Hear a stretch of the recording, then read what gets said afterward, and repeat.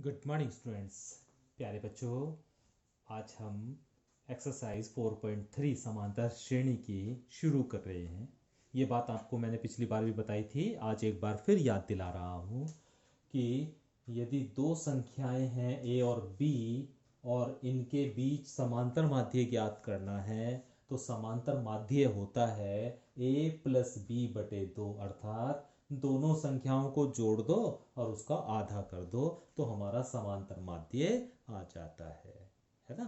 जैसे question number 1 दिया हुआ है कि 10 और 16 के बीच समांतर माध्य ज्ञात कीजिए। तो समांतर माध्य क्या होगा, 10 को और 16 को जोड़ दो और उसका आधा कर दो। 10 और 16 को जोड़ के आया 26 और उसका आधा यानी 13। ठीक है। इसी तरह 1/2 और 1/6 के बीच का समांतर माध्य ज्ञात करना है तो समांतर माध्य बराबर हो गया, इन दोनों संख्याओं को जोड़ो, 1/2 जमा 1/6 और बटे 2 कर दीजिए।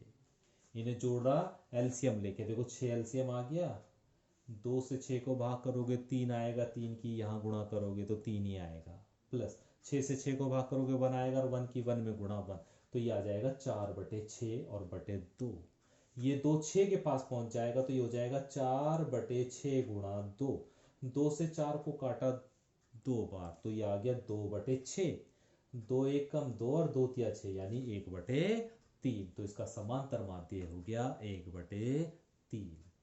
इसी तरह प्यारे बच्चों, दो संख्याएं यहाँ दे रखी हैं, ए स्क्वायर माइनस बी स्क्वायर और दूसरी संख्या है ए स्क्वायर प्लस बी स्क्वायर। इनका भी हमें समांतर माध्य निकालना है तो क्या करना है, इन दोनों को जोड़ के आधा करना है। तो a square minus b square plus a square plus b square. यहाँ देखो बी स्क्वायर से बी स्क्वायर कैंसिल हो रहा है और बटे 2 चले रहा है। ए स्क्वायर को जब आप जोड़ोगे, ए स्क्वायर और ए स्क्वायर को जब आप जोड़ोगे तो वो 2a स्क्वायर हो जाएगा। 2 से 2 कैंसिल हो जाएगा तो बचेगा आपके पास a स्क्वायर। तो इस तरह प्यारे बच्चों, यदि दो संख्याएं दी हुई हैं, उनका समांतर माध्य निकालना है तो दोनों संख्याओं को जोड़ो और उसका आधा कर दो। क्वेश्चन नंबर 5वां देखिए प्यारे बच्चों, और बड़े ध्यान से समझिएगा, क्योंकि अगर क्वेश्चन नंबर 5वां आप समझते हैं तो क्वेश्चन नंबर 6 भी आपसे यूं ही हो जाएगा। क्वेश्चन नंबर 7वां और क्वेश्चन नंबर 8वां भी बिल्कुल इसी के आधार पर दिए गए हैं। तो क्वेश्चन नंबर 5वां ध्यान से समझिएगा। क्वेश्चन नंबर 5 में ये कहा है कि 7 और 37 के बीच 5 समांतर माध्य ज्ञात करने हैं। अभी हमें एक नहीं करना, 5 समांतर माध्य ज्ञात करने हैं। तो किस तरह से ज्ञात करते हैं उसे ध्यान से देखिए। 7 और 37 के बीच 5 समांतर माध्य, तो हमने मान लिया कि 7 और 37 के बीच 5 समांतर माध्य A1 A2 A3 A4 A5 है। तो हमें प्यारे बच्चों A1 का मान, A2 का मान, A3 का मान, A4 का मान, A5 का मान ज्ञात करना है। अभी यूं समझिए ये एक श्रेणी बन गई, यूं समझिए ये एक समांतर श्रेणी बन गई, जिसका पहला पद 7 है और जिसका आखिरी पद 37 है और जिसमें पदों की संख्या 1 2 3 4 5 6 7, पदों की संख्या 7 है। तो पहला पद a 7 है, अंतिम पद a n 37 है और पदों की संख्या n 7 दी गई है। हम जानते हैं ए एन बराबर होता है a plus n minus one into d. A n की जगह 37 रख दीजिए, बराबर ए की जगह 7 रख दीजिए, प्लस एन की जगह 7 रख दीजिए इंटू डी। 7 को इधर ले आइए, बराबर 6d बचेगा, ये 30 बचेगा, 30/6 हो जाएगा। तो डी का मान प्यारे बच्चों 5 आ गया है। अब देखिए A1 निकालना है हमें, क्या निकालना है, A1। और A1 इस श्रेणी का दूसरा पद है, A1 श्रेणी का दूसरा पद है। और प्यारे बच्चों हम जानते हैं समांतर श्रेणी का दूसरा पद क्या होता है, समांतर श्रेणी का दूसरा पद a प्लस डी होता है। अर्थात A1 जो है ना, A1 वो a प्लस डी के बराबर है। a का मान 7, डी का मान 5, जोड़ दिया दोनों को तो आ गया 12। A2 मतलब श्रेणी का तीसरा पद, और तीसरा पद होता है a प्लस 2d। ठीक है, 2 × d की जगह d का मान, a की जगह a का मान हल करा। ए थ्री का मतलब है श्रेणी का चौथा पद, और चौथा पद होता है प्यारे बच्चों a+3d। a+3d ये चौथा पद होता है।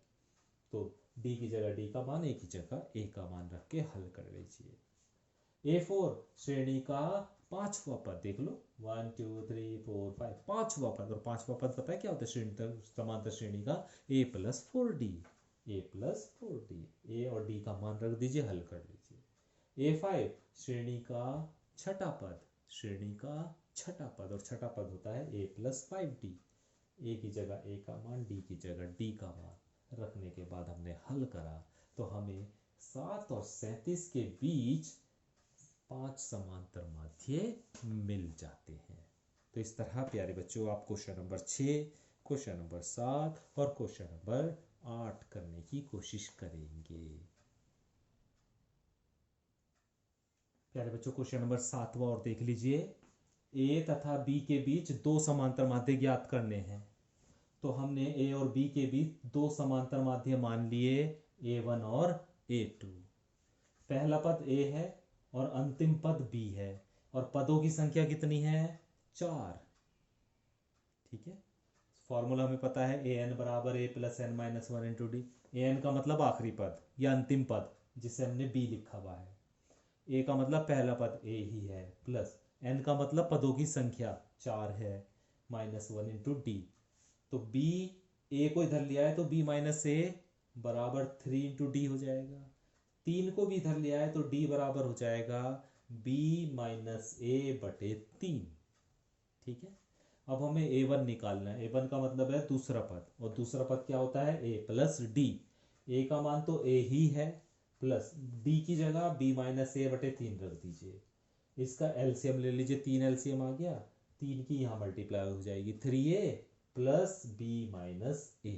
देखो 3a में से एक एक हट जाएगा तो 2a बचेगा, और प्लस का b और बटे 3। इसी तरह प्यारे बच्चों a2 निकाला। a2 क्या होगा? a+2d। तो a+2 × d की वैल्यू रख दीजिए। इस 2 की अंदर गुणा कर लीजिए तो 2b - 2a, 2b - 2a और बटे 3। फिर एलसीएम ले लीजिए तो 3 एलसीएम आ जाएगा, तो 3 की यहाँ गुणा करोगे तो 3a आ जाएगा, प्लस 2b - 2a आ जाएगा। 3a में से 2a घटाएंगे तो a बचेगा, और प्लस 2b और बटे 3। तो इस तरह प्यारे बच्चों a1 और a2 की वैल्यू आपके पास आ गई है। ठीक है, तो आज हम इतना ही काम करेंगे, कल हम कुछ इसके क्वेश्चन आगे के करेंगे। ठीक है, जो भी अच्छे क्वेश्चन होंगे उन्हें हम कल से करेंगे। Thank you very much.